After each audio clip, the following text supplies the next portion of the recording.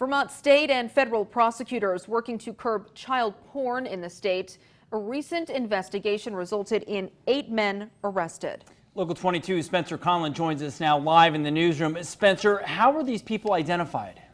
Well, good evening, Glenn and Lauren. Operation Bada Bing targeted people prosecutors are calling predators, people nobody would want in their community. Their arrests come after a series of cyber tips.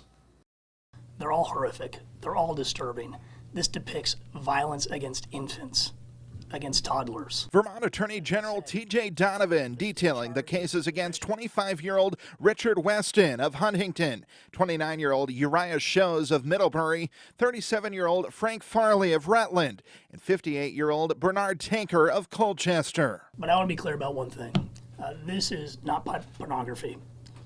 This is sexual violence against children. Authorities were tipped off based on cyber tips, which are generated whenever social media outlets or other internet service providers suspect or detect child sexual exploitation. The tips are fed to the National Center for Missing and Exploited Children, who pass them along to task forces across the country. There's just an incredible amount, and unfortunately it's being produced every day. 4 others are facing federal child pornography charges. 61-year-old Russell Byethrow of Killington, 48-year-old Mark Hewlett of Ferrisburg, 74-year-old Louis Hanlon II of Huntington, and 35-year-old Sean Fiore of Burlington. These things are hard to talk about and think about, but Vermonters do need to know that we are targeting this monstrous conduct. Vermont U.S. Attorney Christina Nolan says the men facing these charges are repeat offenders. It's a collaborative process where we take a look at what venue do we think is going to get to the just result in this case. Since 2015, 915 investigations have been launched by Vermont's task force